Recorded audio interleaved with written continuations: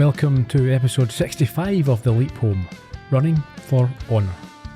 In this week's episode, Sam has to prevent the death of a cadet who has been kicked out of a military academy after he was found to be gay.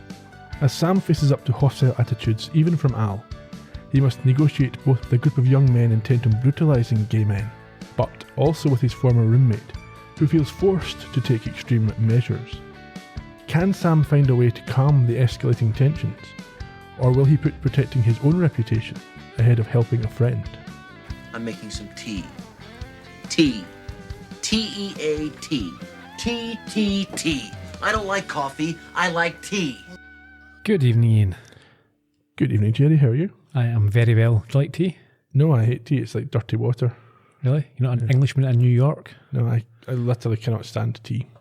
Do you Oh, like tea yourself? I do, yeah. Soothing? A couple of times a week. More of it, obviously, as you know, a coffee man. But yeah, tea's... I drink plenty of coffee, but I've never got into tea. Okay. This is poor patter. I'm sure the people at home have been waiting for 65 episodes to find out whether we like tea. It's kind of a new topic this week. We've not delved into this area before. We've not, and I have to say that I think this is my favourite episode, certainly of the season, perhaps of the entire show. It's an interesting perspective as well. Yeah, I was afraid that Sam might come across like he has in the past and being fairly conservative and not having the outlook that we would hope he might have had. And it wasn't the case, fortunately. No, fully woke. Al, however, was more of his time, of his age, I would say. But I think that worked quite well because it gave a sort of counterpoint. It gave an on-screen balance and allowed Sam to argue the point and discuss the issues. Yes, it certainly did. Mm-hmm. And if listeners want to discuss any of the issues or are affected by the issues that we discuss in the podcast today, they can get hold of us on social media. We're on Twitter and Facebook and all the usual places at Leap Home Podcast. If you go to theleaphome.com, there's show notes up where you can leave comments and thoughts. And if you want to hear next week's episode 1 week early, you can go to our YouTube channel, Columbo Podcast Productions, where it is already available. The episode as well, getting back to it, I think subverts a lot of expectations. They're a cliche, this type of show. You think you could plan out the episode and what the views will be and how all the characters will act. And you don't. I was taken by surprise a couple of times, which I thoroughly enjoyed. Yes, it was very well written. There's some trivia about the writer that we'll get to after the episode, so shall we get started? Let's crack on.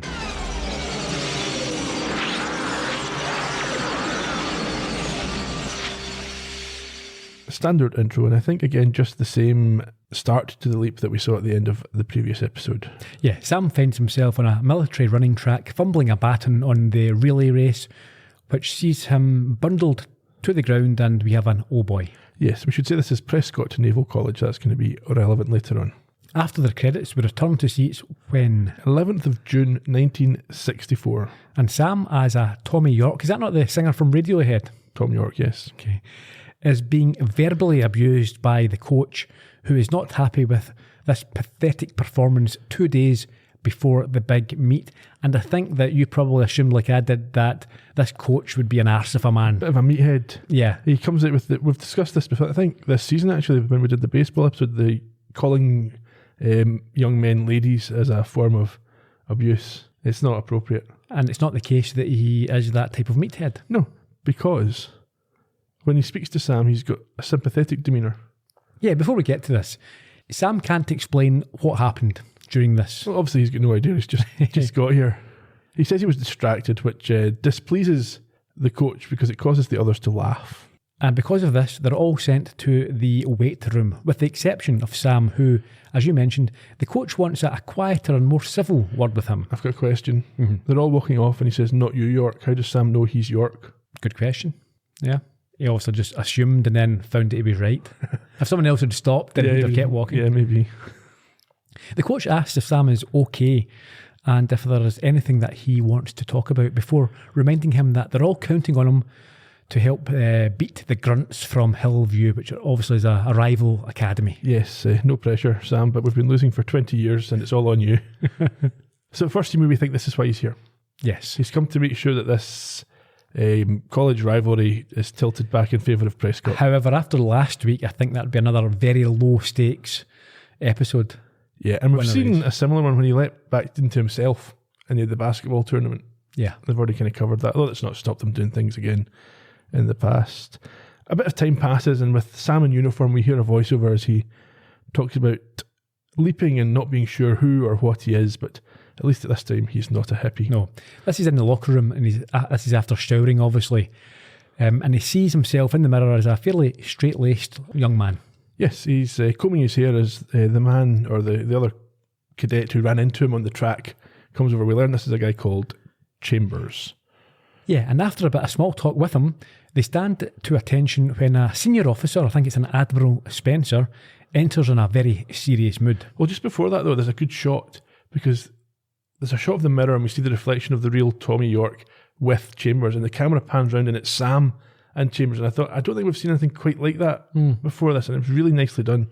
Although I was a bit unhappy with the fact that Chambers is harassing Sam to get ready when he's standing in a vest and Sam's already got his uniform on. That's a good point. point. You're the one that's ready.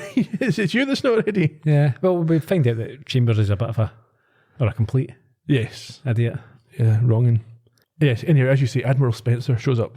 And he tells Sam to stand at ease while everyone else remains at attention, and he then proceeds to deliver news that sounds at first like it's going to be bad. It does. However, Sam is announced as the 1964 valedictorian. That's an American thing. I assume it means top of the class, top of the year. Yeah. The others whoop and holler as the Admiral privately assures Sam in his ear hole that it has nothing to do with the fact that he's banging his daughter. He doesn't quite say that. I think he says that it's not because his daughter's crazy about him. But yeah, I think that's what we're led to believe there's a bit of banging going on. You get the impression that the Admiral's quite happy for his daughter to be with this successful young cadet. I think this is the type of man that this military man would want his daughter to be with. A fellow upstanding... Yeah, because there's a comment later on where they say to Sam, you don't want to get caught with the Admiral's daughter, but the Admiral doesn't seem to have any kind of problem with it at all. No. After he leaves, the others celebrate with what appears to be a traditional wet down, and we cut to Sam sitting soaking under a shower as Al makes his first appearance of this week's episode. Boy, does this bring back memories. Don't tell me you were a valedictorian too. No, I was in charge of tapping the kegs at the party after the graduation. Al, I'm in a military school. Yes and no, you're in a naval college, and there's a big difference. Boy, this brings me back to my plebe days. There was no freedom, there was no sleep, there were no women. It was hell. Tell me about it. Why am I here? Let's see. Your name is Tommy York, and you're a cadet commander at Prescott College, which is a prep school just outside of Lakeside, Michigan. You have a 4.0 grade average. You've also got school records in the 440 and 100-yard dash. That makes you a BMOC, a big man on campus. I know what it means. Why am I here? Well, Ziggy doesn't have that nailed down yet. Why does Ziggy always come up with the useless information first? Useless? I mean, What? just once. Wouldn't it be nice? I mean, I really wish you would show up with something good, something that I needed right now, and have it waiting for me. Well, if wishes were broken hearts, everybody would have them. All right. I will go back and run the program. You stay cool. Stay cool. Everybody's got advice. At least the show is aware of what we've been saying for a number of weeks. Al turns up with no information. What is the point? Yeah, so in the earlier seasons, Ziggy usually did have the right information, but occasionally as a plot device would not, because that allowed them to, set things up differently. But now it's every week Ziggy knows nothing until they're halfway through the episode. Ziggy needs to get his finger out, so to speak. His or her. Mm-hmm. After Al leaves, Sam continues to talk to himself, as we heard there, and Chambers thinks he is practising his graduation speech. Yeah, Sam's quite happy to agree to this perfectly reasonable explanation. Yeah, of course. Out in the street. Well, they're in a car. Chambers has given Sam a lift, presumably into town. To meet Karen, I think, the Admiral's daughter. Yes, and this is where Chambers tells him that he either has a lot of guts or no brains. Yeah, I think this audacity impresses him. Yes.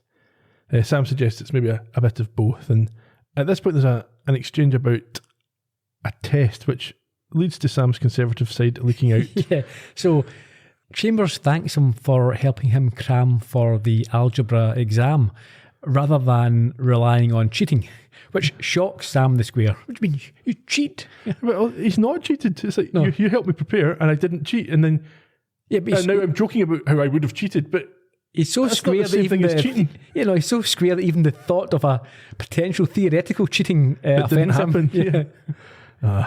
You can't hide the fact that he's offended by this, but moves on. Chambers himself declines to go in with him to this. I think it's a restaurant, isn't it? So firstly, how does Sam know that's where he's to go? Chambers drove him there. Yeah, but there's a number of different shops. Well, isn't he's there? dropping him at the door. I Right. think he knows. Okay, fair they enough. talked about it, yeah. But Chambers instead opts to, he says, cruise around with some others. Now, again, is this a deliberate reference, do you think? Because there's topically as well, there's a famous Al Pacino movie called Cruising, Right. which was set in the sort of seedy underbelly of gay nightclubs in New York back, and there's a serial killer on the go. When was that from? It was from the 1980. this. Oh yeah, Okay, yeah, I think 80. And it's a good movie, great movie actually, but very violent and quite graphic. Right. But yeah, it's called Cruising. So I'm wondering if that's a nod to. Could be. Anyway, Sam agrees he'll get another ride home later on, and Chambers heads off. he enters the restaurant and considers his immediate problem of identifying which girl he is there to see. However, he is surprised when a young man taps him on the shoulder. Yeah, who thinks that maybe they should have met somewhere else due to it being a very public place, and jokes that they could have taken out a billboard. This guy's name is Philip Ashcroft, we should say. Sam is very naive, isn't he? Well, certainly at this stage, he's not clicking on to what's happened. He's very puzzled by this comment from Ashcroft and is then handed a newspaper that describes an attack the previous night on a man leaving a bar, the third such one. Yes. So we get a reference here to the chain, which is an acronym for Cadets Honouring an Ideal Navy. It's terrible. I quite like it. Really, do you? It works quite nicely. Okay. Yeah, the guy, this Ashcroft, describes the perpetrators as bastards. And when Sam is again confused, he clarifies who they are by referring to this group. I think he says they've got big shoulders and tiny brains. Yeah, and I think Phil's a little bit confused as to why Sam doesn't know what's going on here. Yeah, I think he's concerned that he may be having second thoughts and insists that the chain have to be stopped, and asks if Sam has found out who their leader is. Yes, but before Sam can answer that question, a waitress comes over to take their order. And he does his thing of forgetting where he is. And What time it is, yeah. Yeah, he Marty McFlies it by initially asking about the mineral water options. I mean, really? Even now, what places have more than one mineral water? Well, you might, but you wouldn't really care. You wouldn't No. say, what are they? You would just say, give me a bottle of still water or sparkling water. Phil orders a Coke and Sam just goes for plain water, Plain water. which the waitress refers to them being cheap for. Yeah. But despite having literally seconds ago ordered a Coke, Phil says he has to leave. Yes, why did you order and leave me with the bill? Exactly. He tells Sam to come to his back door at 10 p.m. Is this deliberate? When he said that, I'm thinking, is this a deliberate wordplay here? You need to enter by the back door. Well, maybe it's a test to see who picks up on it. All right, okay. I think I failed that. He's to make sure he's not being tailed as well. Tailed? Is that another reference? What are you talking about here? Tailed's not in the episode, I Is just it? used tailed. It's Right. followed. Well, okay. Yeah, he gives them an address and says to meet at 10 p.m. to talk more about what's going on, before ominously warning him not to get caught helping him. Yes. So we're now at this place, which is We're now at the back door. the back door. It's a print shop. Al describes it as an underground newspaper. Yeah, and through voiceover, Sam admits to being curious about what he has agreed to be involved in, and is happy to see that Al is waiting for him there. Yeah. Al tells him that Phil was his roommate at college, but was implicated in some sort of scandal and kicked out. Yeah. We get the impression that Al knows, but just isn't telling Sam. He's not comfortable. Yeah, he's not, because I think he thinks that this would disturb Sam, or he's embarrassed. I'm not sure. He just doesn't want to talk about the subject. He's not comfortable with the subject. He's not, no. But before he can elaborate, in any case, they hear punches being thrown from inside. Yeah, so Sam deploys his karate kung fu skills He kicks in his back door. and takes down one man. Yeah, they see Ashcroft being beaten up by two balaclava wearing guys, and as you say, dispatches one, and in a panic demands to know from Al what is going Yeah, on. he just openly talks to Al in front of all these people. But when Al yells out that Phil was kicked out of Prescott for being gay, Sam is so distracted he lets a guy punch him in the face and run off. Yes. Yeah. We cut to a little later with Sam cleaning himself up and asking Al if he is gay. Ziggy thinks so, and Al doesn't think that dating Karen, the Admiral's daughter, makes any difference to this. Well, that's quite right. And Sam wants more evidence of this alleged gayness. Yeah, for some reason he doesn't want to accept it's true. I mean, why is Sam... Well, because I don't know. I think maybe the fact that he's got this girlfriend and there's no evidence in his room. But we've been given the probability, 87%. In any other situation, you see, that's as good as... Well, no, most of the time he rejects Ziggy saying, you're 90% here to get yourself into Hamlet. Oh, no, I'm here to make her sing. Yeah, fair enough. Al, however, has some written evidence. What's that? A letter that Sam has written to the Admiral, which refers to Philip and the chain. Sam thinks it's not definitive, but Al points out that he is sitting gay now. Yeah, this is the first of several accusations based on things that aren't... I think Al is seeing things that aren't there because of the fact that Ziggy's told him about this percentage. That's my interpretation. Yeah. Anyhow, Sam remains dubious, saying that that's kind of stupid what you've just said, Al. Which Yeah, is I fair think, enough. what is it, some sort of physical, the way he was He standing? crossed his leg. Right, okay, the way, yeah. In any case, Sam insists that he's there to make sure that Ashcroft gets back into the school, but is told by Al that is unlikely. Why? Because in 2 days he's found hanging in the print shop. And now Al says that Sam is walking kind of gay. Well, that's the old gay walk, yeah. Sam tells him to get out and not come back until he joins the 20th century. And Al, duly chastised, leaves. Sam's quite clear that he means it. Yeah. I think he's also told to go and look into the previous investigation, police investigation. Sam has no time for this nonsense from Al. No, I mean, Al is, he's... It's like these little accusations and insinuations. It's all a little bit It's a wee bit dirty, weaselly. isn't it? Yeah, it's a wee bit, why are you as if there's acting like something this? wrong. Yeah. Mm-hmm. And see, again, it's not that. It's like, this is your friend as well. You know, even if you don't like the situation, it's Sam. Yeah. Anyway. Yeah, and Sam's not gay. Yeah. So what are you... So even if you've got a problem with all gay people, Sam is still Sam. Mm-hmm. Yeah, anyway. But I think you needed this in the episode, because if they're both singing from the same hymn sheet, it wouldn't give you that both sides if they sort of coin the arguments for and against, and that I think that works. As soon as Al leaves, there's a knock at the door. And a group of cadets burst in, led by Chambers, who pushes Sam against the wall and demands to know why he's there at this print shop. Yeah, Sam gives him a snarky answer before saying that he went to help Philip and chastises Chambers for using the word queer. Yeah, I mean, I think I'm not sure about the sort of chronology here, but these days I think queer has been sort of taken back, and I suppose it's how you use It's it. one of those things, yeah, and the intent behind it, and who's doing it as well. Sure. I think if you are part of the LGBT community and you're using it, I think for someone who's not part of it, you probably don't want to be throwing it around willy-nilly. Sure. Oh, come on. Really? Listen, why are we being so immature here? I just used a perfectly normal phrase. You've never used that before. Interpreted it. Now you're talking about willies. Stop it. You're saying I'm talking gay. That's what you're saying. I'm saying You're turning it to I Al. don't know. Subconsciously, you just keep throwing a lot of references here, a bit like the screenwriters. I think you're hearing things that aren't being said. Chambers clearly wants Sam, I think, to convince them that he's not gay. I think Chambers is desperate for Sam to offer an explanation. He doesn't want to believe. Yeah, because he respects Sam. He's the valedictorian. Fancies He's him. the guy in his race team that he needs to win this event that's coming up. It's things that are important to him, and but it's stuff that he's willing to set to one side if it turns out that Sam is in fact a homosexual, because that is not acceptable in the Navy.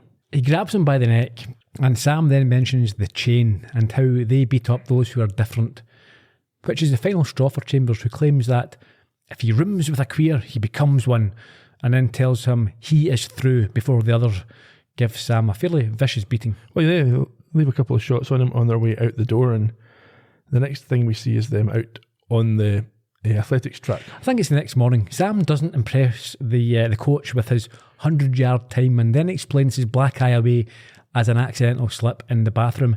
Now, okay, are we going to discuss this again? Yeah, why is he slow? Why is now he's 3 seconds slow, which is technique is one thing. So you would lose a bit of time because you've not got the sprinter's time. This all comes down to, is Sam in the body of an athlete or is it Sam's own body? Because Sam, as a late 30s man, would understandably not be as fast as these athletes who are in their early 20s. Yeah. So this would look to me like it's Sam running. Yes. So as Sam's body is in, but in the past we've heard that this is just aura. And so, for example, when he was in the chimp body, the eye line would be different. So and again, the one with the boxing, if he was in his own body then he wouldn't be a boxer. If he in the one where he was acrobat, he wouldn't be able to do But then again, the one where he was the blind man and he could see. Yeah. It's not consistent. Inconsistent, that's the problem. Anyhow, Karen shows up and Coach sends Sam off to talk to her and hopes it'll cheer him up. Yeah, inspire him. So they have a walk in a garden area where she gently complains that she has not been able to get to see him in the last few days. She is generally concerned that he's maybe not as into her as she was hoping he might be. Yeah, I mean, I think at first he blames the big race, and she notes that her father has been talking about it non-stop for 6 months, which I think obviously indicates the importance that the entire college is placing on this. But Sam's a bit distracted even then, which concerns her. And I think she asks if he actually likes her and thinks that maybe her only being a freshman might have something to do with it. Sam certainly isn't ready to make any kind of commitment here. No, he doesn't make a commitment, but he does insist that he does like her, which then makes her ask an awkward question, which is also heard by the returning Al. I don't want you to think I'm easy or anything, but we've been going out for almost 3 months, and you haven't even, Yeah, you know. I just didn't think that you wanted me to. You know. Oh, God, this is worse than I thought. I really like you, Tommy. I mean, you're so different from all the other boys. You're sensitive and you're gentle. Yeah, you probably like show tunes, too. Cut it out. Sorry. Look, I don't mean to pressure you. It's just that sometimes I wish you were a little more aggressive. Oh, the times I had this fantasy when I was a teenager. Look, I'm sorry. I forgot. I got a meeting I gotta get to. Well, will you call me? Sure. Oh, boo. Boo. I don't think I'll ever figure you out. Would you mind explaining that? Al, come on. She's probably all of 17. Well, she looks like she skipped a couple of grades. In fact, I think she's ready for graduate school. How could he pass up a choice morsel like that? Maybe the kid is shy. You ever heard of that? Shy? Maybe he's... What? Change the record, all right? Just change the record. How's your eye? Oh, it's fine. Which I'm sure will be a huge disappointment to all of my buddies in the chain gang. Oh, that's why I'm here. Ziggy finally found the court records, and there was 5 cadets involved in the murder of Philip, and all of them got off except the ringleader, whose name Ronnie was... Chambers. Okay, for Al's disgusting attitude with regards to homosexuality in this actually might be even worse. What's he doing here? His moral compass is slightly out of whack. He's literally perving on a young teenage girl and saying he's booing Sam for not having sex with her and making it clear that he would love to do it. What's Al in his 50s at least? Late 50s in this episode, and Sam doesn't need to do that, and to leap, that's not the objective. He's also making this reference to her looking older than she is, which if that makes everything okay. This is major creep level stuff by Al here. Not just that, Sam's real wife is... Al's got to go back out there and say, Donna, whatever you saw there, I was just helping him with the leap. Why are you literally licking your lips, rubbing your thighs and telling Sam to fire into in America, that would be, if she's 16, 17, that's probably underage. Generally it's 18, isn't it? I'm not sure. Age of consent? Depends in different states, where are they? But yeah, what a complete wronging in this episode. Yeah, he's thinking other folk are perverts and he's the pervert. Anyway. Sam at this point explains to Al about Chambers and the boys visiting him in his room the night before, and just then a kid with a badge that says Weber shows up and tells Sam that the Admiral wants to see him in his office on the double.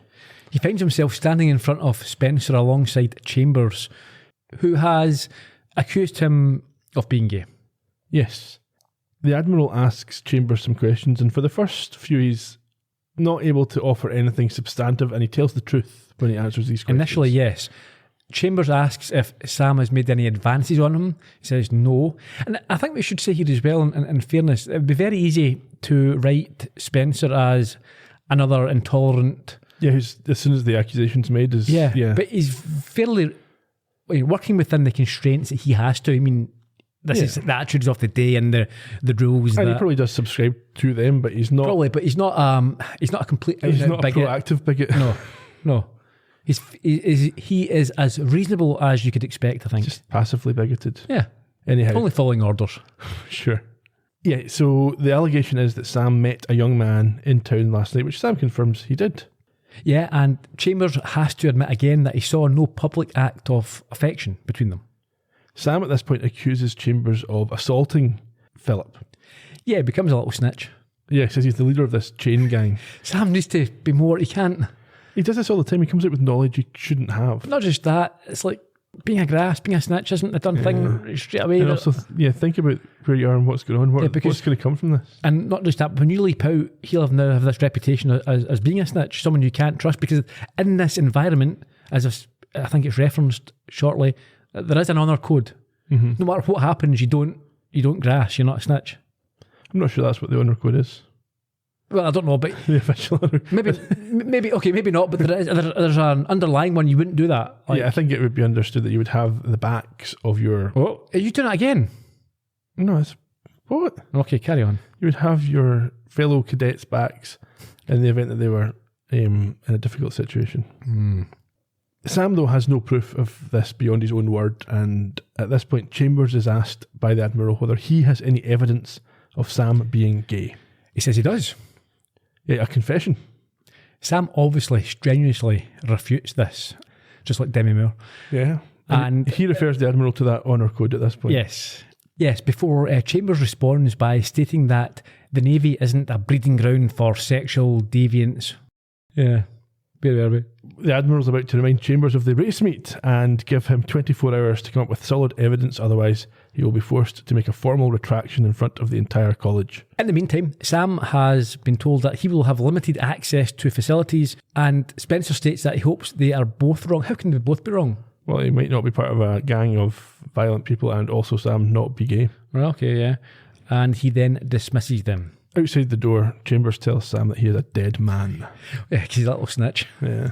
And walks off in disgust. As Sam then walks down the corridor himself, he considers that the word must be out on him as he watches his fellow cadets physically shirk back from him and push himself up against a wall. Yeah, he takes care to mention that he's not sure whether he's gay or not, but he knows now how Phil must have felt in his final days at the college.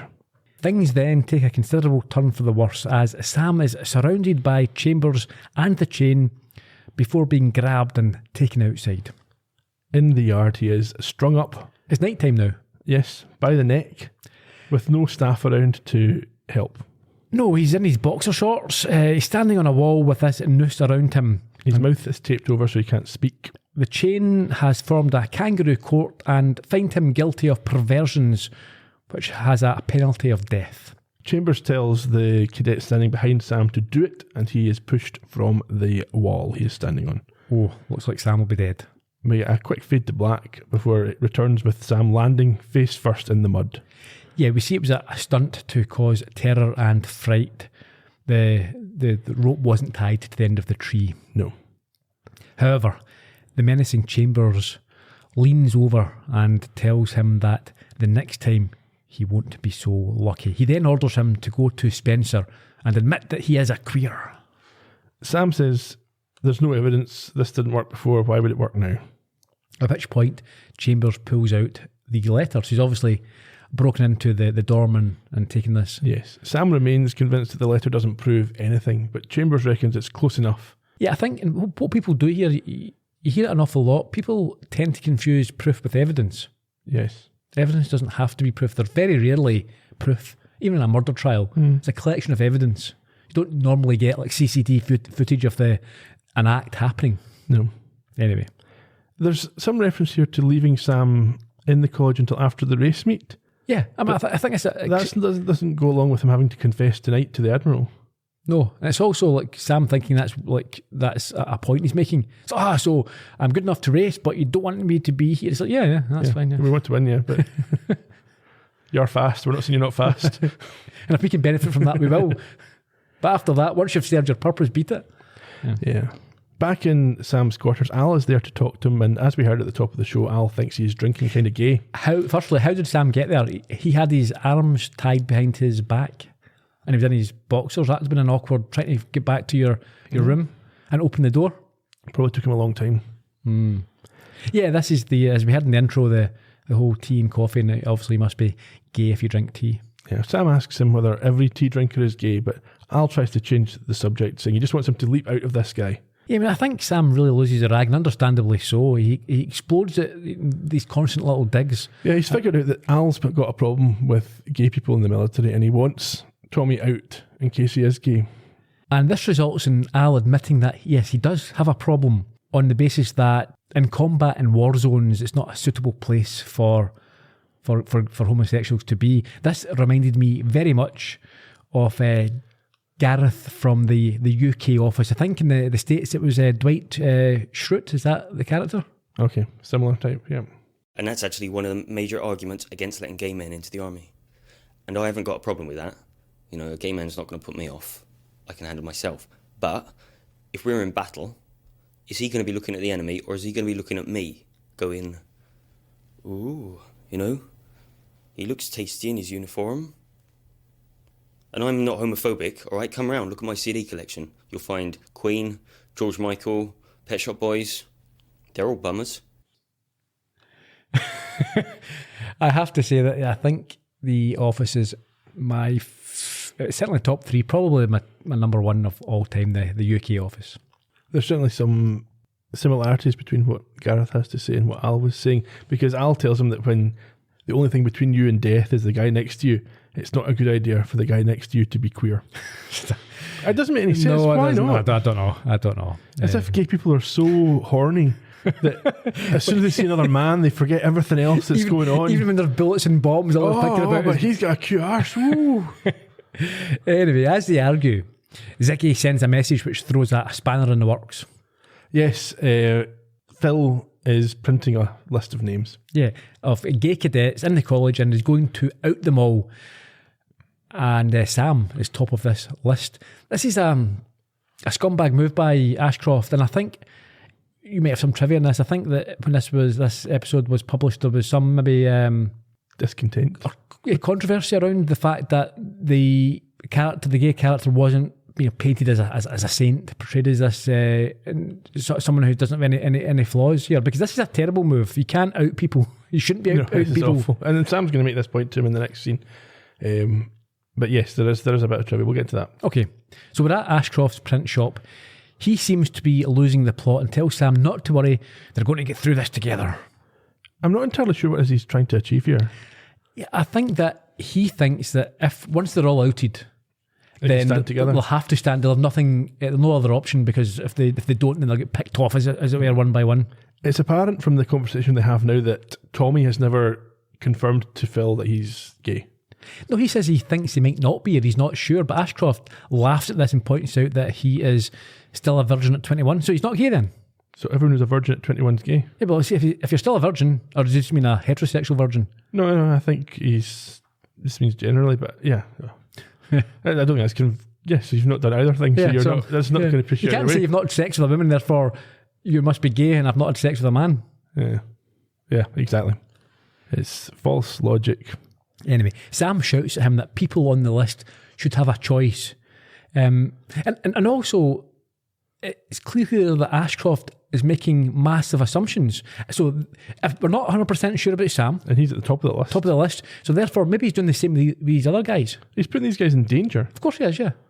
For his own selfish ends. You cannot... I mean, what you can say is obviously he's under severe pressure and stress. Well, you can understand, yes, he's in a tough situation. He's been treated unfairly. There's an injustice that has happened to him. But what is he trying to achieve?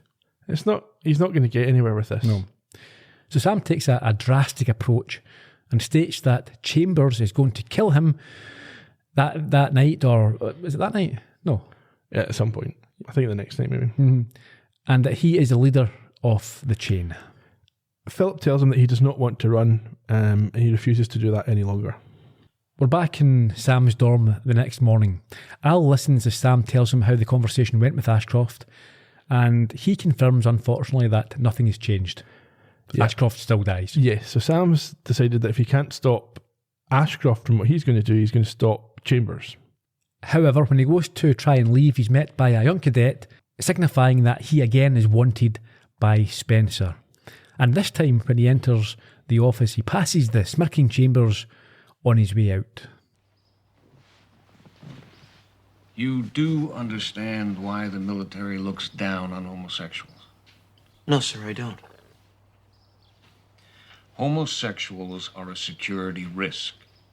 They're easily blackmailed and they lack leadership quality. If you'll excuse my saying so, sir, I don't believe that a person's sexual preference has anything to do with their ability to lead or anything else for that matter.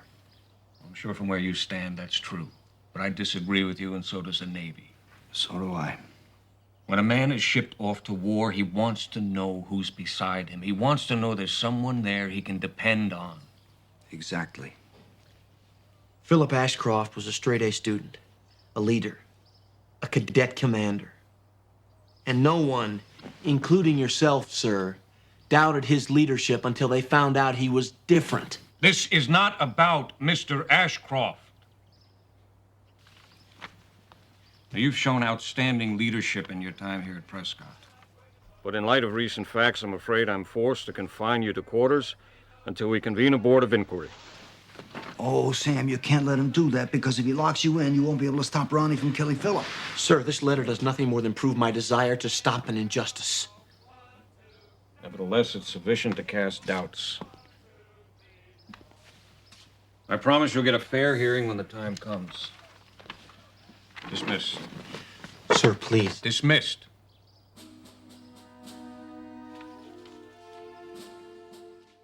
Al being an unhelpful arse during that. Yeah. Scene, yeah. And then back in the quarters, Al doesn't understand why Sam's mad at him. No. In any case, they've got to find a way to get Sam out of the room, which is being guarded outside the door and is 3 stories up. He doesn't have a plan, but Just then, the likeable coach drops by. he's here to check in on Sam and see how he's doing. And he doesn't care that people might see him with him and cast aspersions.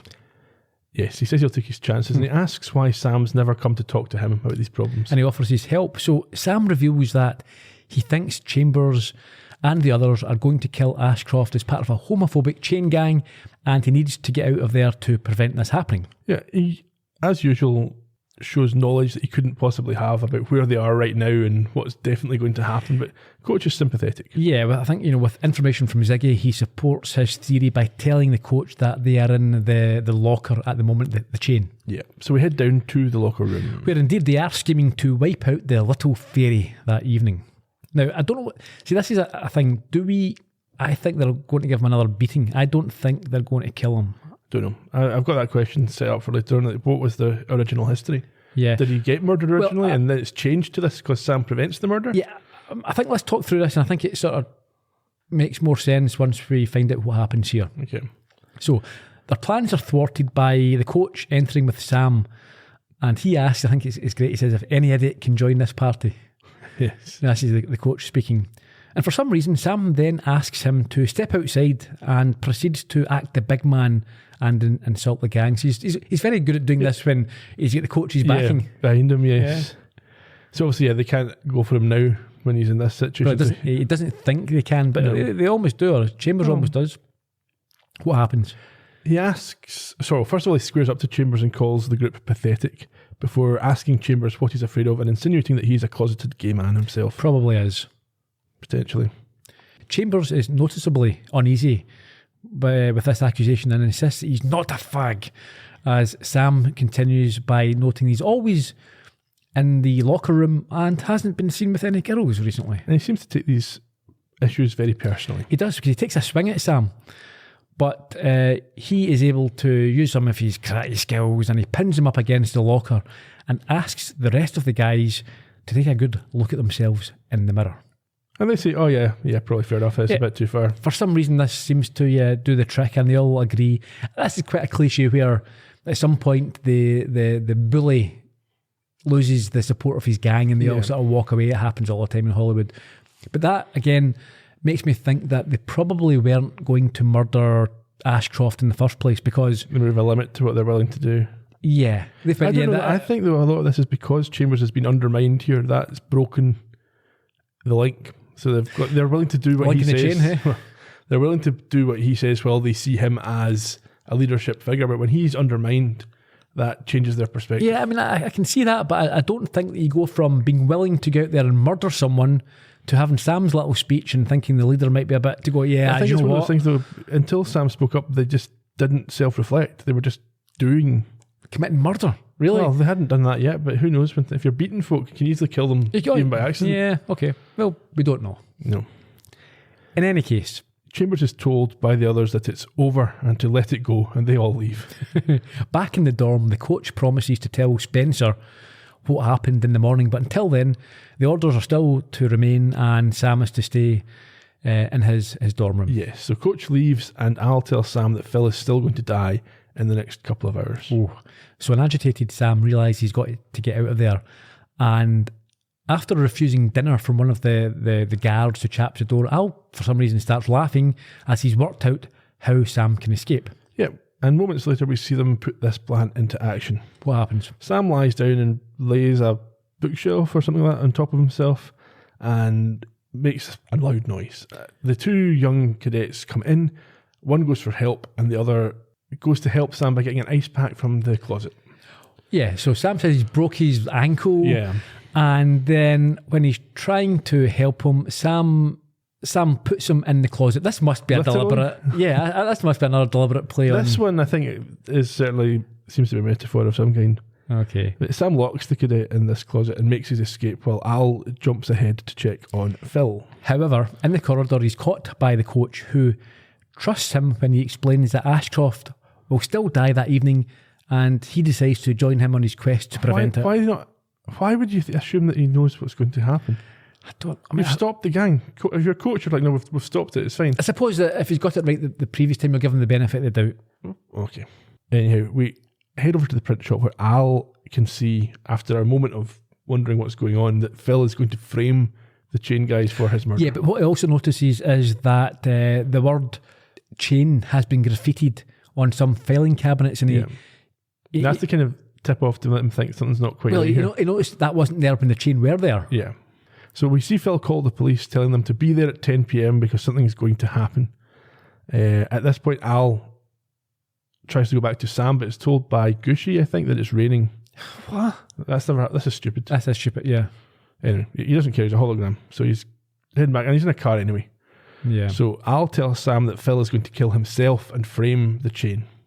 They eventually arrive at the shop, and Sam has to, at first, back off a little, as Al warns that there's a high chance Ashcroft will jump.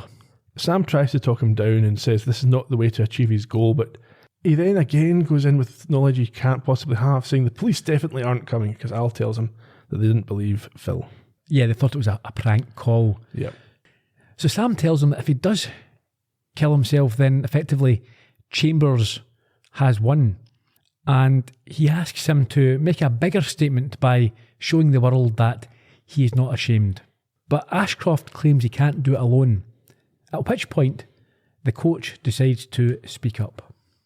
Ashcroft, what the hell's going on? Get down from that ladder. I can't, Coach. Yes, you can. Don't you come any closer. Coach, maybe I ought to just back off a little bit. You're a coward, Ashcroft. No, I'm not. No, I guess maybe I am. What? You're not alone, Philip. I know about the guilt, the shame, the fear. I spent my whole life that way, wondering why I had to be different. Hoping it'd just pass. Well, it's okay to be different. And the only ones we have to be afraid of are ourselves. You and Tommy made me realize that. You and I, hey, we got nothing to be ashamed of. Now come on down. We'll save the cops a lot of paperwork.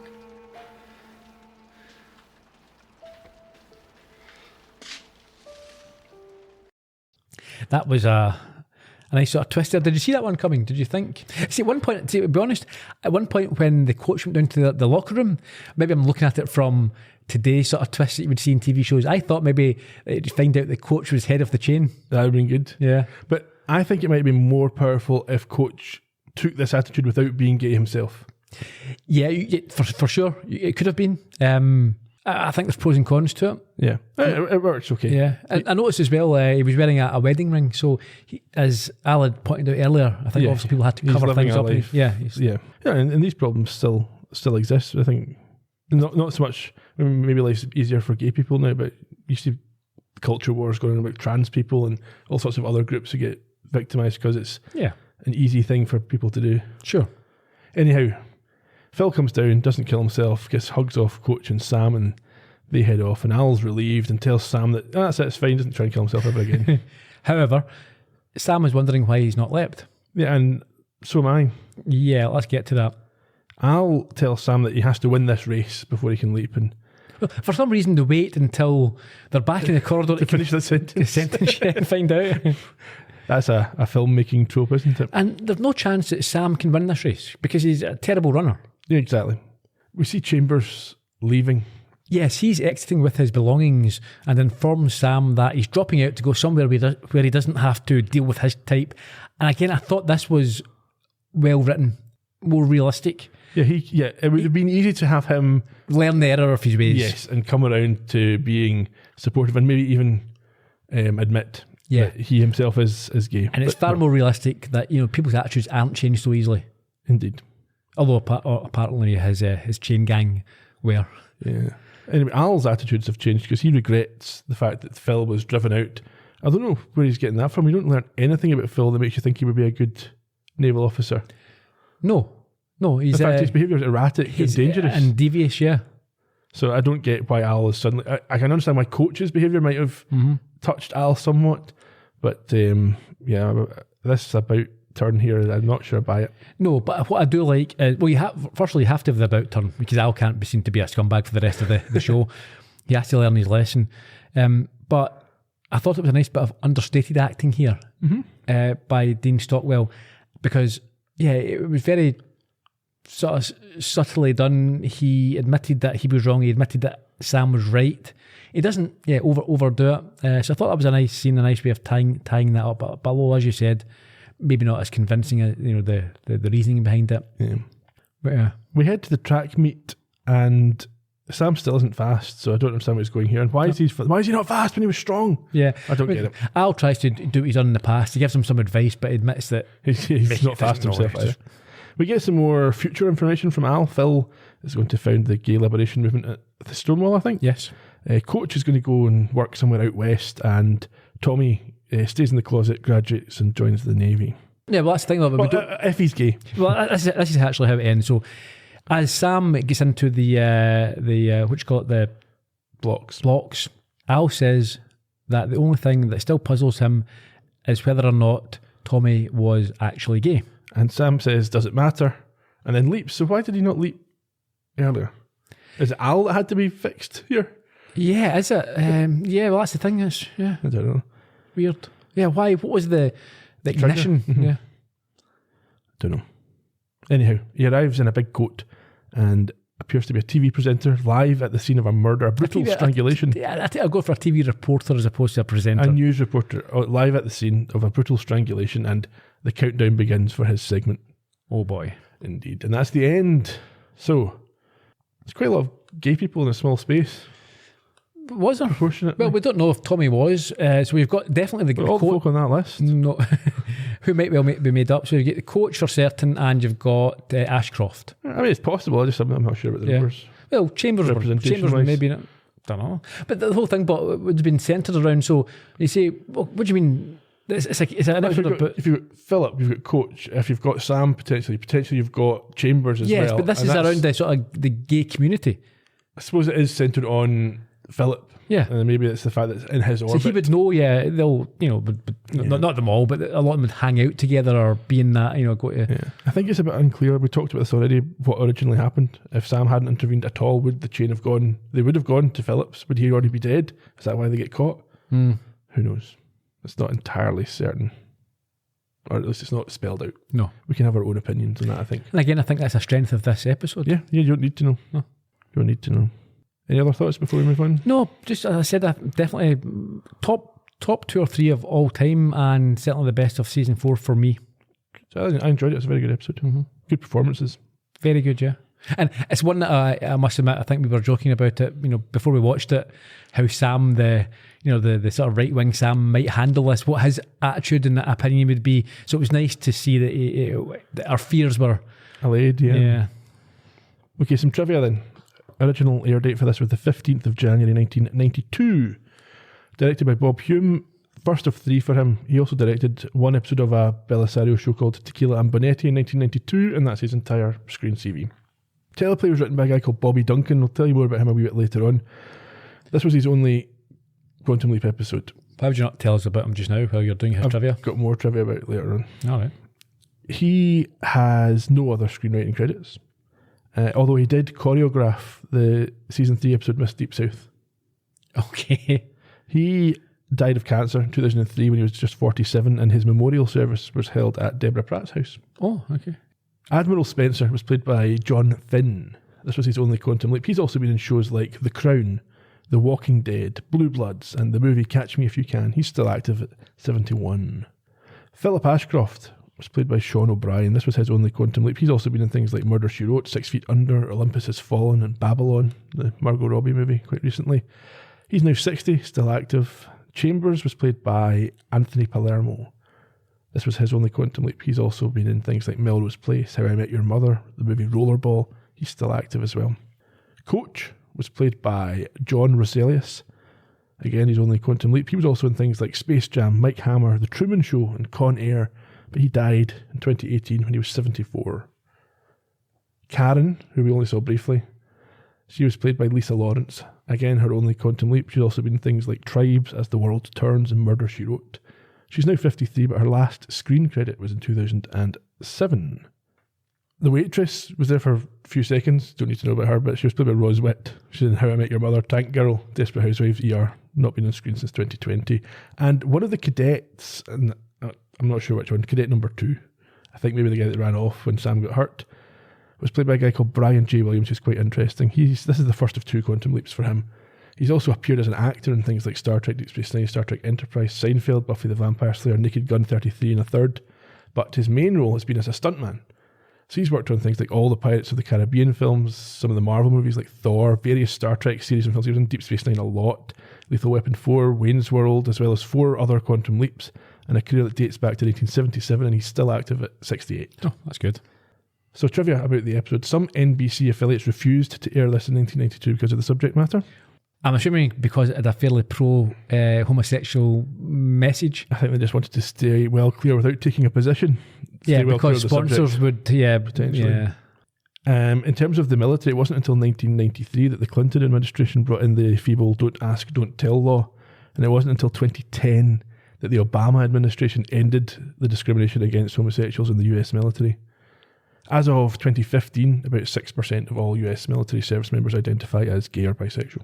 Is that above the national average? I don't know. Before this episode first aired, it was criticised, emphasised before it aired, criticised by the LA chapter of the Gay and Lesbian Alliance Against Defamation for its portrayal of the gay characters. The writer, who himself was gay, defended the script saying it does not slur gays, and he was clearly upset by the accusations, and he added that he had the opportunity to put a story on gay bashing and outing on primetime television, and my own group of people is slamming my script down. Yeah, I can see his point. The primary issue seemed to be with the fact that the Philip character was faking the murder and setting other people up, and they didn't want a gay character to be portrayed negatively when there's so few gay characters appearing in primetime. Again, that's a fair point, but I think that, it's a more realistic, well-rounded character as opposed to... Well, this is what the writer said. He objected to the notion that gay characters should need to conform to any particular politically correct behaviour. Yeah. In terms of things that we learned, you've got Al in charge of tapping the kegs at the party after graduation when he was in the academy. Mm-hmm. And obviously his attitudes in this episode are new for the series. Yes. Is it consistent with Al? We've seen in the past how, I know you can't generalise, but Al was very, in terms of, the civil rights movement, etc., very progressive. I think a lot of folk are like that. They don't see that it's the same issues. So they might be pro-civil rights. They might even be pro gay rights, but then they might be anti-trans, or they might be pro-civil rights but anti-gay rights. They don't recognise that it's the same thing. It's just people wanting to be treated the same. Yeah, sure. For things that they don't have any control over.